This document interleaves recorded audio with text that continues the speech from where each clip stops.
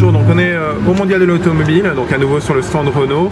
On vous a fait une petite présentation du Airlink donc dans la Clio 4. Et là donc on va à nouveau faire une présentation mais plus en détail de toute la partie services connectés et applications donc du Airlink dans la nouvelle Clio 4. Et donc je suis avec Sandrine Jedon qui est responsable marketing chez Renault pour le système Airlink. Donc je vous propose de découvrir sur ce simulateur en fait le contenu de notre store en voiture. Et puis tout à l'heure, on ira voir comment un client peut, à la maison, sur son PC, le retrouver et créer son compte. Donc on va le découvrir en images. On a réalisé des tutoriels en fait pour aider nos clients à en apprendre plus sur Airlink une fois qu'ils nous auraient quitté leur concession. Donc là, on voit nos clients dans leur voiture. Ils vont dans le menu, ils vont choisir service. Et là, ils vont lancer Airlink Store. C'est notre store à nous avec beaucoup d'applications. Un store comme les autres, vous avez vu une sélection Renault, les meilleurs apps vendus. On peut faire une recherche par catégorie. Et puis, si on connaît aussi le nom de l'application, on va pouvoir faire une recherche par nom. Donc là, par exemple, ici, je pense qu'il cherche un parking. Voilà. Donc là, on est revenu sur l'application Coyote Series. On voit qu'on a des fiches produits pour en apprendre plus sur l'application. On peut même avoir des écrans témoins. Ça permet vraiment, avant d'acheter une app, de voir si elle est adaptée à ce que l'on souhaite faire. Parce que parfois on les connaît, parfois non.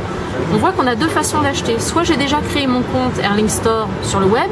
Et là, je vais juste rappeler mon adresse mail et mettre mon mot de passe, comme je le ferai sur iTunes, très simplement. Donc là, on va voir cette façon de payer. Mes données carte bancaire ont été préenregistrées évidemment. Et là, je vais juste, pour des raisons de sécurité, redonner mon petit cryptogramme, valider, et je recevrai un email pour cet achat que j'ai fait. Je le recevrai à la maison. Je peux aussi choisir de payer directement par carte bancaire. Donc là, ils vont rechercher une autre application.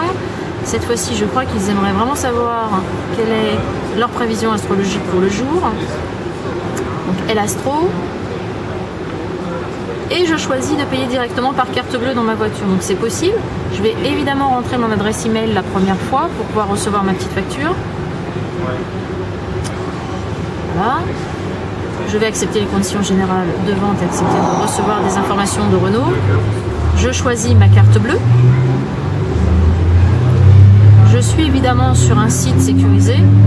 Et là, je vais rentrer les informations de ma carte bleue. Très simplement. Rassurez-vous, ce n'est pas une vraie carte bleue que vous voyez à l'écran. Et ce sont les vrais prix ou pas des applications? Alors pour celles qu'on montre, je pense que les prix seront très proches, autrement on aurait des désaccords avec nos partenaires. Là on voit qu'en fait on veut acheter une carte. Et là il nous dit, cette carte vous ne pouvez pas l'acheter dans la voiture parce que les données vont être trop importantes, elles ne pourront pas être téléchargées par les airs. Donc il va me dire d'aller le chercher à la maison. Et on a vu qu'on retrouvait tout de suite nos apps dans la voiture, temps du téléchargement compris évidemment. Petite question, est-ce qu'on peut faire la configuration ce que j'appelle de l'affichage depuis chez soi ou on est obligé de le faire dans la voiture? Par exemple, vous savez, on peut personnaliser l'interface, par exemple 3 affichages, 3 blocs ou 2 blocs. Ça, on peut pas le faire de chez soi. Non, on peut pas le faire de chez soi. Ok, donc là on va passer, donc il y a une autre partie ici, donc avec des applications. Et là je vous propose de découvrir maintenant, on est client, on a pris livraison de notre voiture et on va vouloir créer son compte sur le web. D'accord. Juste que le film se lance, ça serait bien, voilà. Donc nous retrouvons nos clients à la maison et là ils vont aller sur le site. Alors on est en France sur le site My Renault pour créer leur compte. Si on était dans un autre pays du monde, dans certains pays ça sera sur le site Renault. Voilà, on choisit son site. On va aller dans services et financements. On est guidé vraiment de pas à pas pour que le client puisse faire vraiment toutes les étapes. On va aller choisir Airlink Store pour créer ce compte. Et là, en quelques clics, on va pouvoir créer son espace. Donc je remplis les différents champs nécessaires pour m'identifier moi en tant que client et je vais aussi donner des informations sur ma voiture. En fonction des pays, les informations sont différentes, donc là les clients auront des informations. Pour faire passer les contenus en fait des serveurs sur la carte SD du client, il va falloir télécharger Airlink Toolbox. Donc c'est ce que l'on va faire en appuyant sur le bouton point d'interrogation. Et voilà, on télécharge cet outil. Très simplement. Voilà. Je mets maintenant ma carte SD. l'outil Airlink Toolbox va aller chercher les informations de mon logiciel Airlink sur la carte SD. Pour la création de mon compte, c'est important lorsqu'on va me proposer des mises à jour après et pour voir si les produits que je veux acheter sont bien compatibles avec le système qui est dans ma voiture. Là, on lance ces nouveaux. Progressivement, il y aura des versions différentes. Il faut que le client soit toujours certain d'acheter les bonnes versions d'apps. Elle était où la carte SD dans la Clio? Dans la Clio, elle était juste en dessous de la console centrale. Au niveau de l'USB? Il y avait l'USB, la prise jack et puis la fente de la carte SD. Donc là, je valide pour créer mon compte. Je reçois un email à la maison. Je vais sur cet email et je vais cette fois-ci activer mon compte. Pareil, le paramétrage du compte email, il se fait depuis la voiture ou on peut le faire Alors le paramétrage du compte email, il faut le faire une fois dans la voiture. Mais c'est dans la voiture, voilà. D'accord. Ça pourrait être pas mal de pouvoir faire des choses à distance, de configurer ces emails, ajouter des comptes email à distance parce que c'est plus simple que de faire. Oui, ce sera peut-être dans les prochaines étapes, mais pour l'instant, voilà, on va le garder en idée d'évolution par la suite. Parce qu'on est plus à l'aise devant son PC que sur l'écran tactile. On a fait beaucoup de travail sur les catalogues. Donc là, on voit qu'on retrouve en fait le catalogue. Il se présente de la même façon, même si on est sur couleur blanche maintenant. Donc on a vu la sélection, les meilleures ventes, les catégories et la recherche par nom. On retrouve notre carte. On ne pouvait pas acheter tout à l'heure. D'accord. On va décider de l'acheter. On va saisir, on voit si on est sur un site sécurisé crypté. On va saisir nos informations.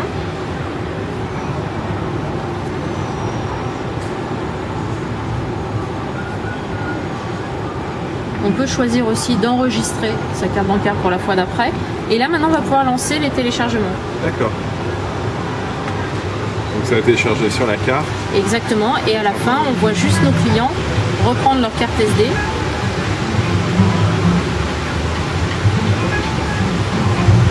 Et l'insérer dans la voiture pour faire charger les contenus. D'accord, très bien. Là, c'est notre facture.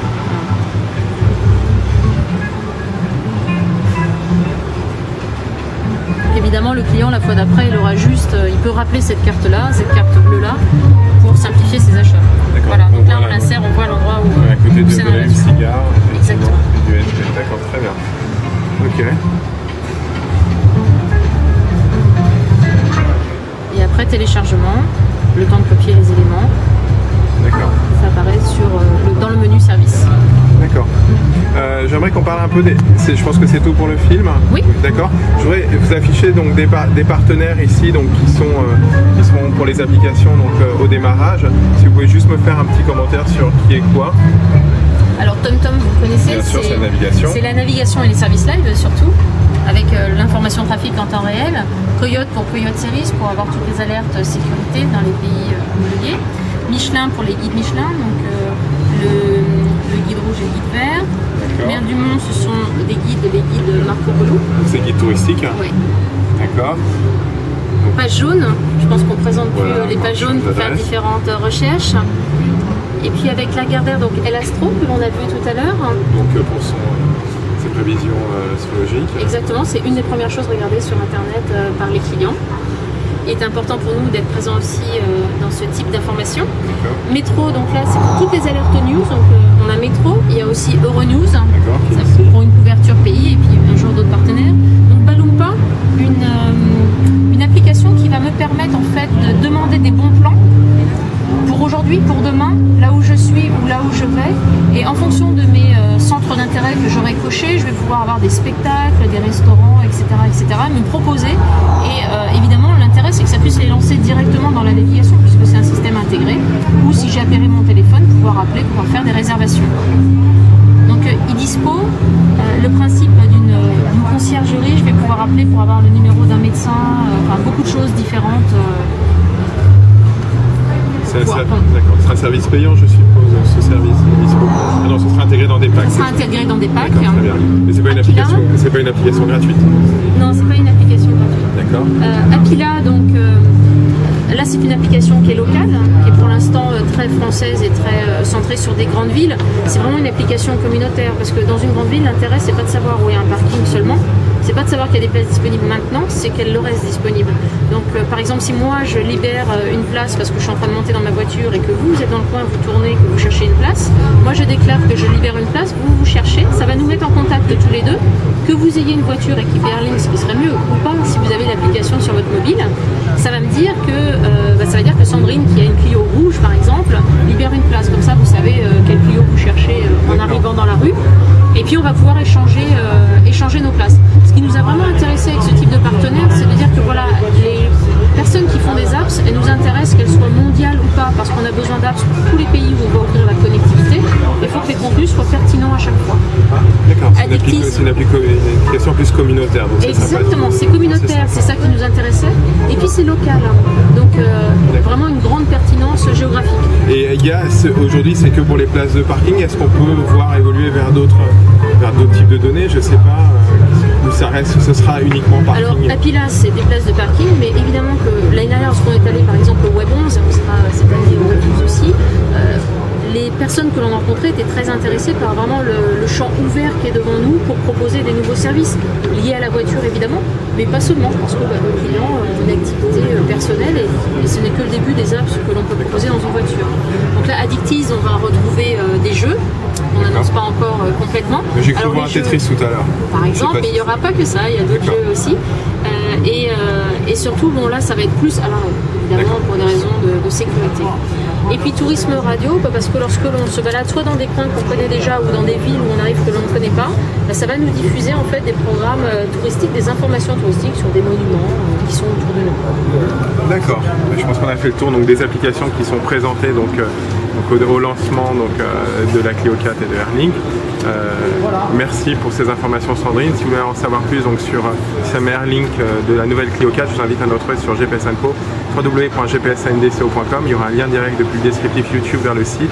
Et puis abonnez-vous à notre chaîne YouTube GPS Info. On a plein de nouveautés, des tests et des nouvelles vidéos high-tech qui arrivent régulièrement. Merci, à bientôt.